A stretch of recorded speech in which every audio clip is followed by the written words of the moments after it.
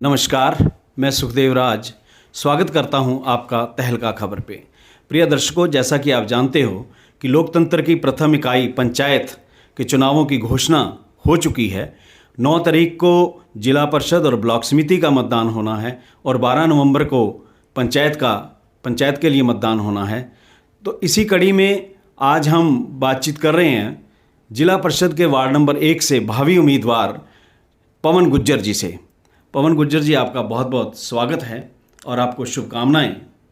मुझे तहलका खबर में मेरे विचार रखने के लिए यहाँ पे आप लोगों ने मुझे समय दिया, इसके लिए आपका धन्यवाद। पवन जी, जैसा कि आपका चुनाव प्रचार जो है बड़े ज़ोरों पर चल रहा है, हमारे पास भी न्यूज़ आ रही हैं और हम देख भी रहे हैं, आपको पूरा समर्थन मिल रहा है।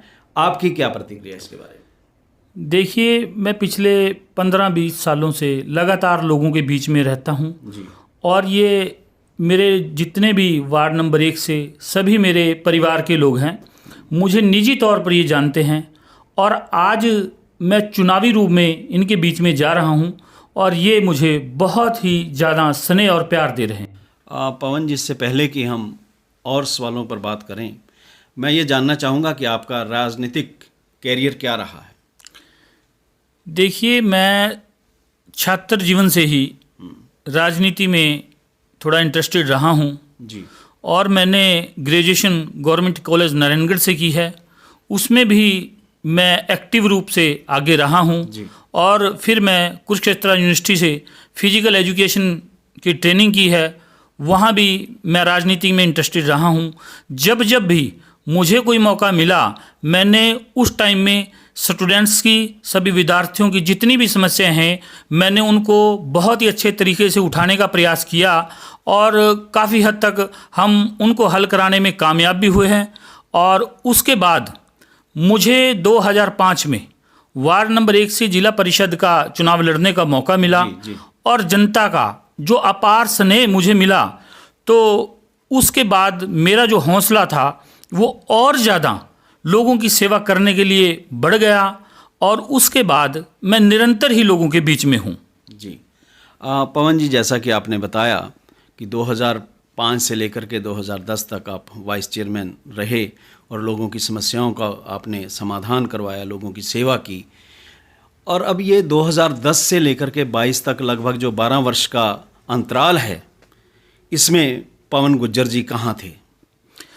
देखिए, 2005 से 10 तक जब मैं जिला परिषद का वाइस चेयरमैन रहा हूँ, क्योंकि मुझे लोगों ने जो सेवा करने का मौका दिया, उसमें मैंने लोगों की सेवा करने का पूरा भरपूर प्रयास किया। जो सरकारी योजनाएं थी, वो सारी योजनाएं लोगों के बीच में लेकर आने का मेरा पूरा प्रयास रहा। जी। लेकिन अगर मैंने इन 12 सालों में कोई चुनाव नहीं लड़ा, इसका ये मतलब कतई नहीं है कि मैं लोगों की सेवा करने से कहीं पीछे हटा हूँ। मैं पिछले 12 साल में भी लगातार लोगों के बीच में हूँ, आज भी हूँ और पूरी निरंतर तरीके से और उतने ही जोश के साथ लोगों के जितने भी मुद्दे हैं मैं उठाता हूँ और कोशिश करता हूँ कि उनको समय पर हल करवाऊँ। पवन जी, बतौर वाइस चेयरमैन आपकी क्या क्या उपलब्धियां रही, क्या क्या लोगों के आपने काम करवाए, कुछ उसके ऊपर बताना चाहिए? मैं जब 2005 से 10 तक जिला परिषद का वाइस चेयरमैन रहा हूँ, मैं वार्ड नंबर 1 का जिला परिषद का वाइस चेयरमैन तो था नहीं, मैं पूरा जिला अम्बाला का वाइस चेयरमैन रहा। बिल्कुल। और उसमें 17 वार्ड थे जी। अब मैं ऑन रिकॉर्ड 17 जो हमारे मेरे वार्ड थे, उनकी जितने मैंने विकास कार्य उन वार्डों में करवाए हैं जिला अम्बाला में, वो तो शायद मैं आपको नहीं बता सकता। लेकिन वार्ड नंबर 1 में, हाँ, हम भी यही चाहेंगे कि वार्ड नंबर 1 में आपने क्या करवाया, ये बताएं। जो वार्ड नंबर 1 में थे, जब मैं 2005 से 10 तक रहा, तो उस टाइम लोगों की जो मूलभूत प्रॉब्लमें थी वो क्या थी? गली नाली और जो पीने की प्रॉब्लम थी, पानी की ट्यूबवेल की। मैंने भरपूर कोशिश की कि जिस गांव में पानी की कोई प्रॉब्लम है वहाँ पे ट्यूबवेल लगवाने का मैंने प्रयास किया और वो लगे भी हैं। और उस टाइम एक उदाहरण देना चाहेंगे, किसी गांव का नाम देना चाहेंगे? गांव है मेरे यहाँ, मेरे गांव में भी एक ट्यूबवेल का उस टाइम हुआ था, फतेहपुर में। हाँ, आंगनबाड़ियों का था और ये रोड की जिला परिषद के अंडर आती थी, जो सड़क बनती है जी, सड़क का निर्माण भी एक हुआ मेरे टाइम में वार्ड नंबर 1 में। और पूरी अम्बाले की तो जो लिस्ट है, मैं ये तो ऑन रिकॉर्ड आज अम्बाला में भी है जी, वहाँ आप चेक कर सकते हैं, इसमें कोई वो नहीं। और उस टाइम में एक मकान की जो कॉलोनी की मैं एक योजना थी सरकार की, जो गरीब लोगों को दी जाती है, उन दिनों में जो भी सरकार द्वारा कॉलोनियों का प्रबंध किया गया था, वो कॉलोनियाँ भी मैंने गरीब आदमियों तक पहुँचाने का काम किया है। पवन जी, एक सीधा सवाल पूछना चाहूँगा आपसे कि जैसे नारायणगढ़ में आपका वार्ड जो है वो नारायणगढ़ कॉन्स्टिट्यूंसी में पड़ता है। नारायणगढ़ में जो प्रतिनिधि है वो विपक्ष का है, कांग्रेस का है, और जो अपना हमारे जो सांसद हैं वो बीजेपी पार्टी के हैं। तो एक ये द्वंद्व की स्थिति जो है वो बनती है कि आपको लगता है कि आप इस द्वंद्व के अंदर पब्लिक के जो काम हैं वो करवा पाएंगे? जब बीजेपी की सरकार जी हरियाणा प्रदेश में बनी नहीं थी जी उससे पहले जब हम चुनावी प्रक्रिया में आए थे, जी हमारा एक ही नारा था, जी सबका साथ सबका विकास। जी उसमें कहीं भी ये बात नहीं कही गई थी भी जिस विधानसभा में अगर प्रतिनिधित्व तो कोई और कर रहा है कि वहाँ पे विकास नहीं होगा। जी। और इसका मैं दावे के साथ कह सकता हूँ कि पिछले 7 सालों में एक भी उदाहरण आप मुझे नहीं बता सकते कि जिस विधानसभा में विकास कार्य नहीं हुए हो और इस प्रतिद्वंद के कारण कहीं पे भी विकास कार्यों में कोई रुकावट आई हो। जी। इसका मतलब आपको लगता है कि अगर आप जनप्रतिनिधि चुने जाते हैं तो ये जो विकास कार्य हैं सुचारू रूप से चलते रहेंगे? देखिए, इसमें तो कोई संदेह नहीं है, वो तो मेरे से पहले भी निरंतर रूप से विकास कार्य कंटिन्यू चल रहे हैं। जी। अगर मुझे जनता मौका देती है, जी, मैं सिर्फ इसमें इतना जोड़ना चाहूँगा कि ये जो विकास कार्य लगातार चल रहे हैं कि उसकी गति को मैं और तेज कर सकूं। पवन जी, जैसा कि आपने बताया कि एक ऊर्जावान और कुशल नेतृत्व जो है वो आपने किया और समाज के जो हैं काम हैं, लोगों की समस्याएं जो हैं वो आपने हल करवाई हैं, तो हम ये जानना चाहेंगे कि आप प्रतिनिधि बनने के बाद आपकी जो हल्के अपने क्षेत्र के लिए जो मुख्य कार्य हैं वो क्या करना चाहेंगे आप? देखिए, मुझे अगर जनता ने मौका दिया जी, तो मेरा प्रयास है कि सरकार द्वारा बहुत ज़्यादा योजनाएं चलाई जा रही हैं जिसमें जनता का हित है। जी, तो मेरा प्रयास है कि अगर मैं सरकार में जाता हूं जी, और जनता मुझे ये मौका देती है कि वो सारी योजनाएं मैं उस अंतिम व्यक्ति तक ले जाऊं जो उसका पात्र है।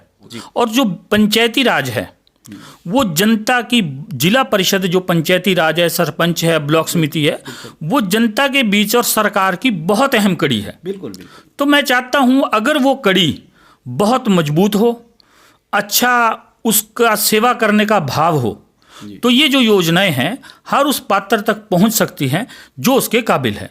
तो मेरा प्रयास रहेगा कि मैं ज़्यादा से ज़्यादा योजनाएं उन तक लेकर आ सकूं और पूरा जो मेरा वार्ड है जी, उस वार्ड में मैक्सिमम विकास कार्य मैं करवा सकूं ताकि आने वाला कोई भी चुनाव हो वो विकास के दम पर लड़ा जाए, ना कि किसी जाति, धर्म या किसी और विषय के ऊपर। सिर्फ एक ही लक्ष्य, चुनाव जीते तो सिर्फ विकास के दम पर ही जीते, जैसा हमारी सरकार का प्रयास है। जी। हर प्रतिनिधि का एक अपना विजन भी होता है, अपनी एक सोच भी होती है। क्या आपका भी कोई ऐसा है कि आपका कोई पर्सनल, जैसे जिसको हम कह सकेंगे ये ड्रीम प्रोजेक्ट है, आप ऐसा कोई काम करना चाहते हैं? एजुकेशन के मसले में मेरी जो पर्सनल है, मैं चाहता हूं कि एक कंप्यूटर लाइब्रेरी इस वार्ड में कहीं पे एक सेंट्रलाइज में कहीं सेंटर में खुल जाए ताकि उन बच्चों को उसका लाभ मिले जो बच्चे पढ़ना चाहते हैं। बहुत आज ऐसी सुविधाएं हैं भी, आप कोई भी एंट्रेंस के लिए तैयारी करें, अगर आप काबिल हैं तो डेफिनेट आपको चांस मिलेगा। तो मैं उन काबिल व्यक्तियों के लिए या जो ऐसा करने में असमर्थ हैं उनके लिए मैं चाहता हूं कि एक कंप्यूटर लैब लाइब्रेरी यहाँ पे खुले ताकि मैं बच्चों को यहाँ पे कोई ऐसी सुविधा दे सकूं। सरकार से मेरा निवेदन भी होगा कि वो इन बच्चों के लिए ऐसी सुविधा का प्रबंध करे और उसके लिए मैं हमेशा प्रयासरत भी रहूँगा। पवन जी, हमने देखा है कि जैसे आपका नौजवानों के प्रति बहुत रुझान रहा है।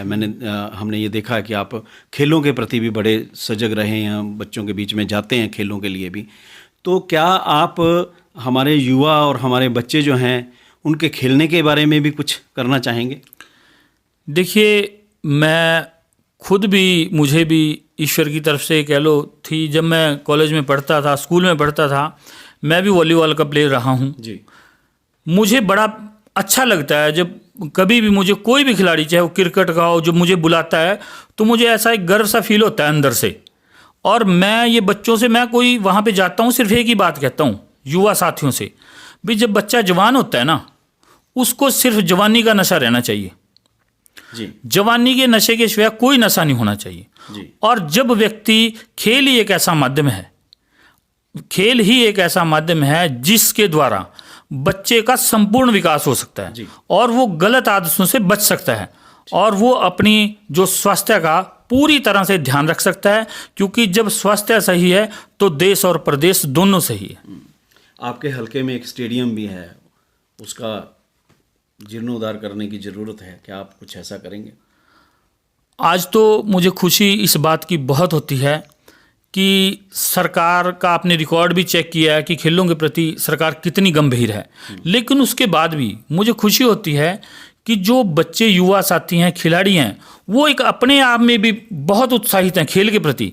ये जागृति पैदा हुई है। जिस आपने स्टेडियम का जिक्र किया, मैं बताना चाहूँगा, वहाँ पे बच्चे अपने लेवल पे भी, सरकार तो चाहती है लेकिन अपने लेवल पे भी, लाहा में, गांव लाहा में बच्चे अपने लेवल पे भी उसको बहुत ठीक करने का प्रयास करते हैं, उसको सुंदर रखने का प्रयास करते हैं।